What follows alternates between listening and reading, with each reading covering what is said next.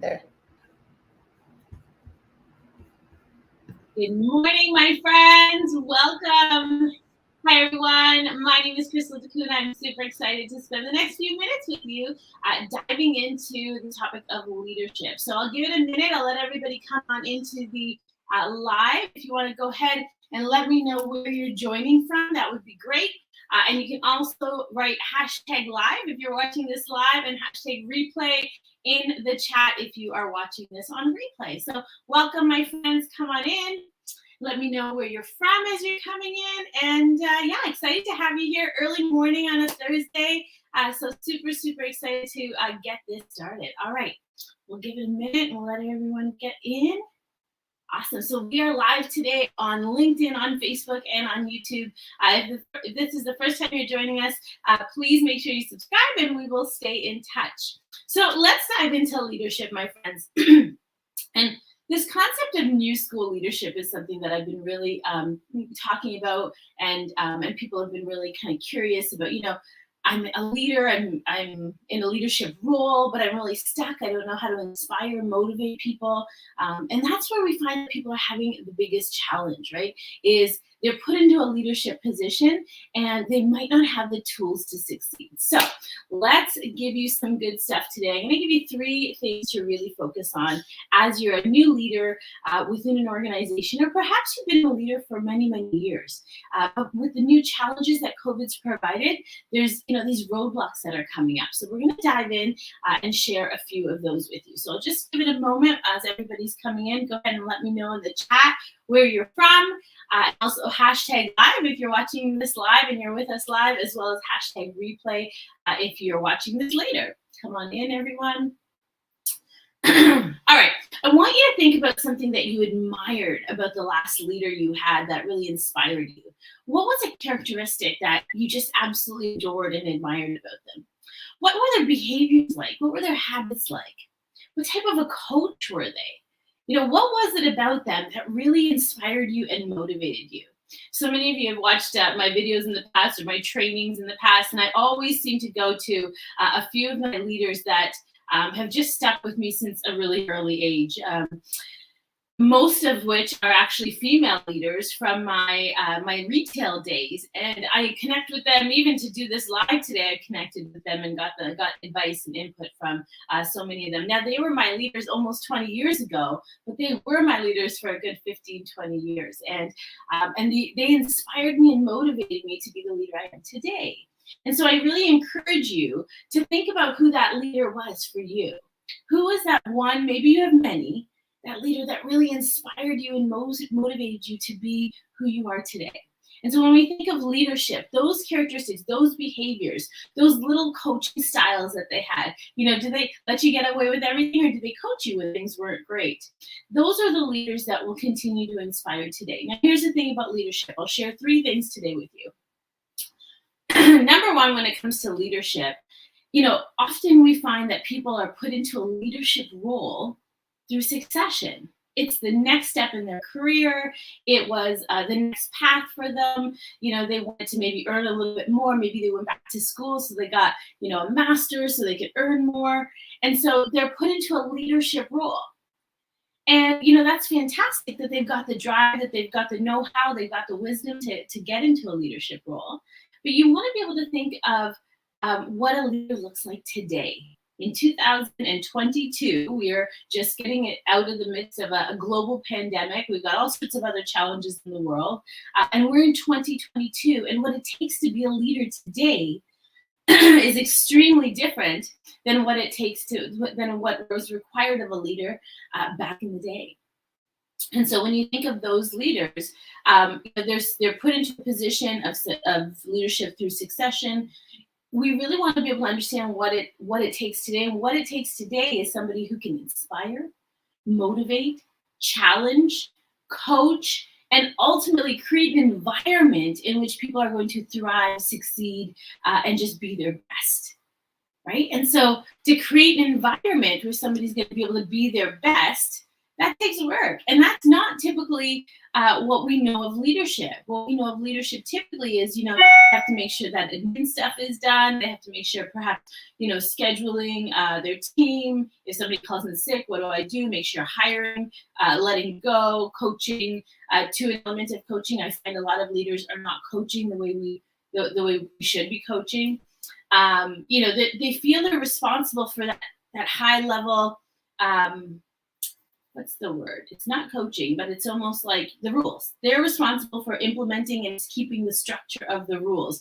Go ahead and let me know in the chat what your thoughts are on that, because that's what we see most often. That's kind of a leadership's mindset to say, it's my job to make sure we get done what we say we're going to get done. We hit our goals, we hit them on time, but not understanding in today's new school world, it's really about making sure that we're creating an environment where people are going to thrive and people are going to really be able to, be their best.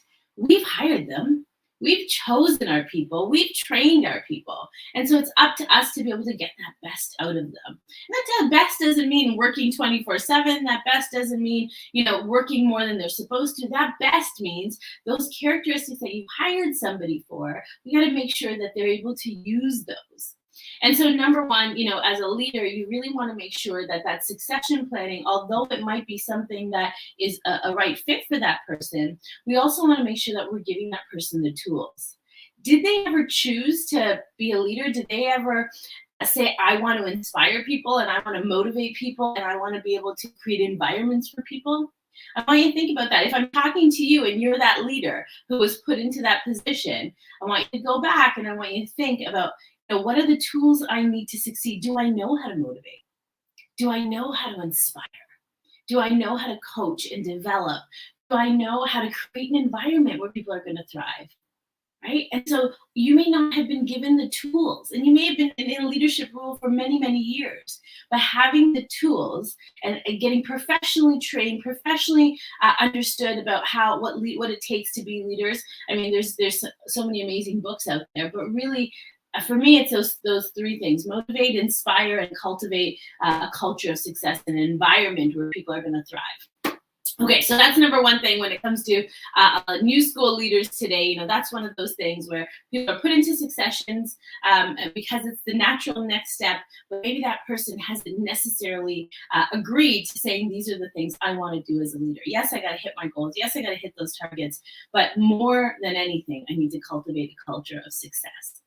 I should have got a glass of water as I was doing this live. All right, my friends, I'm going to give you number two. As I'm diving into number two, go ahead and let me know in the chat where you are from, and also hashtag live or hashtag replay if you're watching this live or on the replay. All right, let's keep going. So number two, I find one of the biggest challenges is vision. And so, especially with the pandemic that we've just gone through, we've got our vision, maybe our mission statement on that wall somewhere in our office that nobody's in our offices anymore. Maybe it's on our website. It's important. You wouldn't be in business if you didn't have a direction or that guiding light to get you there. And so now, in the way we're living today, again, a leader's role is to really be able to make sure that they're implementing, executing, and living that vision within the organization. Hey, Nicole. Hey, Sophie. Thanks for being here, my friends. We've got Ottawa and Toronto in the house. That's fantastic. And so a leader's role is to really make sure that they're executing their vision, they're sharing their vision, but not just the words, my friends.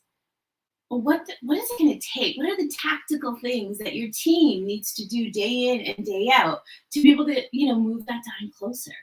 What does executing your mission on a daily basis actually look like? This is the work that we do with a lot of small, medium businesses. Is we go through, step one in our 7-step program. It's called Vision Vitals, because it literally is the vital signs of your organization. And so when you look at the vital signs, do a pulse check. I once did a challenge with an organization. There was about 106 or 107 people in the organization. And the leadership team was like 100%. Everybody knows our vision. Everybody knows our mission. Everybody knows our core values. Well, of course, I did a spot check. We sent out the email to everybody, and it was quick. It was like they had to do their vision, mission, and core values, and we took it off the website. So we wanted to see, who really knew and what the consensus was. And I gotta tell you, almost everybody really, a good portion knew the meaning behind the vision, but the wording was completely off for everybody. And it was, the leadership team really had to swallow a pill there for a moment, and understand that they're thinking that everybody understood it, but the words were different and skewed for almost everyone. But the meaning was there. The meaning had a strong, impact. A lot of people kind of understood where we were going, the product we were selling, the service that we were delivering, and the idea of providing great customer service was kind of one of those non-negotiables. But understanding how and those tactical things was just not even present. And so I challenge you, leader, to make sure that you're being clear on your vision, your mission, and your core values. But outside of that, what are the tactical things that your team should be doing? What are the behaviors that they should be doing on a regular basis to be able to get to that mission, to get to that vision, to practice those core values? Why did we create those core values in the first place? We want to make sure that that value system is how we're delivering our employee experience as well as our customer experience. All right, I've got a few more minutes left. I hope you're enjoying your morning. Thank you so much for being here, my friends. And so the last thing I want to dive into with leadership is a little bit, again, building on my first point, is creating that environment. So a leader's role is to really be able to cultivate a culture of success. So a few things when you're cultivating a culture. Now, if you're inheriting a culture, an organizational culture, then, so be it, but you still want to be able to make sure that you're connecting with each person individually. So you're understanding what that culture needs to look like, feel like, and really what the goal of having that successful culture really is. And so I often say one of the things we need to be able to connect with our team is so they know what's in it for them. What's in it for them if we're able to create a culture of success, cultivate this culture that just feels good when I go to work? Now, many of us aren't going to work. We're working from home now. And so what's in it for them, for your team, to contribute to that culture? And one of the assessments we do, we ask, on a scale of 1 to 10, how much do you feel that you contribute to the culture? And then, of course, there's other questions that say, how do you feel about the culture? And so it's interesting when they're not aligned, right? So when they feel that the culture is perhaps not so great, yet they feel that they contribute very little as well that aligns, right? So we want to be able to know, what do we need of you as an individual? So a leader's role is to be able to ask people, what do we need? This is what we need of you, because this is what you're going to gain from it. Right? So this is what's in it for you. You're going to be able to get leave on time. You're going to be able to, if you need a day, we're going to have a team to support you to take that day off that you might need. All the things that would help that individual to be able to, really perform the way they should be performing and feel the way they should feel. Having that balance. Often we know people are overworked right now. And so making sure that you're cultivating that culture. The other great thing about cultivating a successful culture as a leader is that, as we're going through this great resignation right now, it'll also allow us to be able to create some really great dialogue around our culture. People are choosing to work at organizations who have a infectious, contagious, for the good culture, right? People want to be in environments that are just going to thrive. And that culture has a lot to do with it. I think of culture kind of like my own culture. So, I'm East Indian. I'm born and raised Canadian, but my background is East Indian. We have traditions. We have certain foods that we like to eat at certain times of the year. We have celebrations that we do. All these little elements of my culture is what makes me me. And so, what does culture look like in your organization? What are the traditions that you do within the organization? How do you celebrate as an organization? Do you have a song that you always play? I know in my family, we love to dance. We're big Indian dancer. We're not good, but we love to dance. And when a couple of key songs come on, we just break loose. And so do you have that song for your environment? Those elements of family tradition is what you want to bring into your work environment. Now, understanding that it's virtual, there's still so many ways you can bring those traditions live virtually. If we've learned anything over the last 2 years, it's that we can do that. All right, my friends, I wish you the most amazing day today. Thank you so much for joining me. I hope you got some great nuggets, and stay in touch. We've got our next cohort of our leadership training program coming up in May. So if you want more insight, please go ahead and let us know. But more than anything, I'm going live, I think, a couple of times a week, or often. I'll make sure I post it in the LinkedIn. Join us, join me, let me know. And if you're watching this on replay, please go ahead and do hashtag replay in the comments.